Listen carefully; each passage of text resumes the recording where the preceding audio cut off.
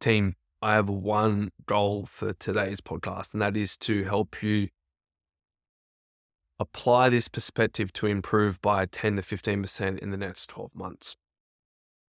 Now, you might be frustrated that you're not noticing growth. You feel like you might be behind, which is creating a sense of irrationality, a sense of rushness, maybe even self-doubt. What you're probably seeking is we want to see progression. Like, how can we see progress? How can we zoom out, gain a broader perspective of where we're really at? And how do we get closer to our goals? Three things I wanted to talk about today. The first one is you are on the same mountain. So when we think about mastery being 100%, okay, which not many people, if not no one, gets to complete mastery. When we think about mastery being 100% or the summit of the mountain versus where you are now, we just need to get to the next camp. So if we use Mount Everest as an example, there's camps like base camp, and there's like camp, whatever it is. And then there's more camps, and then you finally reach the summit. When we use that analogy, it's like all we need to do is focus on the few things that are going to get us to the next camp.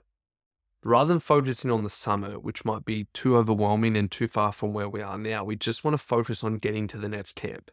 And then if we can laser in and create a roadmap to go, what are the things that we need to be doing from where we are now to where we want to be, we start to focus in process and action. And that's where we want to start to play the game, is like, what do I need to do? So action in order to get to the next camp.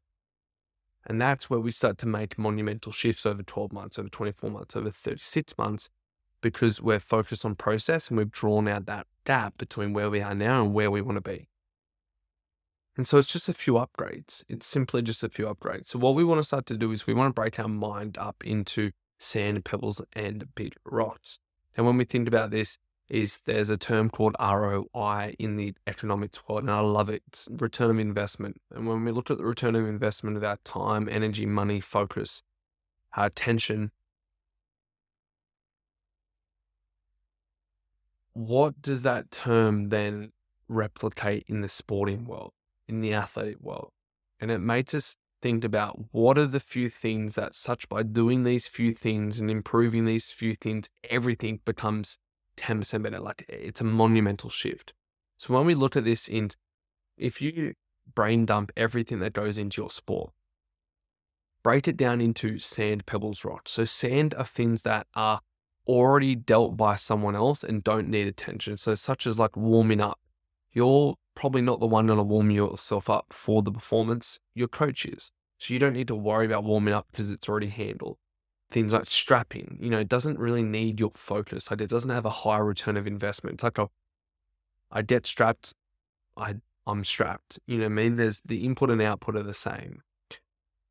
When we look at pebbles, moving to the next level of priorities, like these things are important. They're like passing the ball. But if it's already habitualized or your coaches have already provided you the space to work on this still through drills at training, etc., or your coaches have set your boxing session up in such a way that you don't need to really think about that. You just need to show up and execute that and be present when you're doing it. We're not neglecting these areas, but it's starting to move to the next section, which is big rocks, which is what are the three things such by improving these three things by 5% over the next 12 months, everything changes. And we start to zone in on that. Now, like I said, it's not the neglection of the other things. It's I'm just trying to give my mind a few things to consciously apply itself to every week or day in my trainings, in my extras.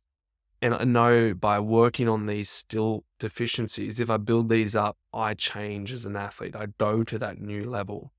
Okay. And so what you can do is breaking your roles within your sport down into three areas: sand, pebbles, and then rocks, and leaving those rocks for maximum 4.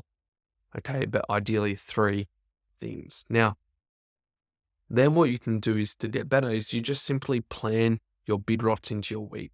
So you can even plan your pebbles into your week if you're doing your own programming, but majority of the time, pro athletes, it's already taken care of by their coaches. So what you can do is all you need to do is look at the loading of your week and look at the days of opportunity that you have, and then slot in your big rocks on when you're going to focus on your big rocks at certain parts of the week. Okay. And that's just setting yourself up for success by planning your week out in advance. So you've got clarity going into those days. And that means that when we look back in 6 months, we've actively worked on trying to improve these still deficiencies and these big rocks. So zoning on the high ROI skills, and action follows focus. So if you create the focus, the action will follow. Well done, guys. That is the podcast. I'm doing a little bit of a special. If you're wanting to have a bit of a one-on-one call, I'm doing an accelerated call where we create a plan, look at your focus, look at sort of the areas of improvement that we can adjust in your thinking, in your mindset, in your perspective. It's just a one-off call. You get the recording for life, and yeah, we create a plan. Me and you, our own Zoom for 30 minutes. The link is in the bio if you want to check that out. Have a great morning, afternoon, wherever you are, and I look forward to being back tomorrow.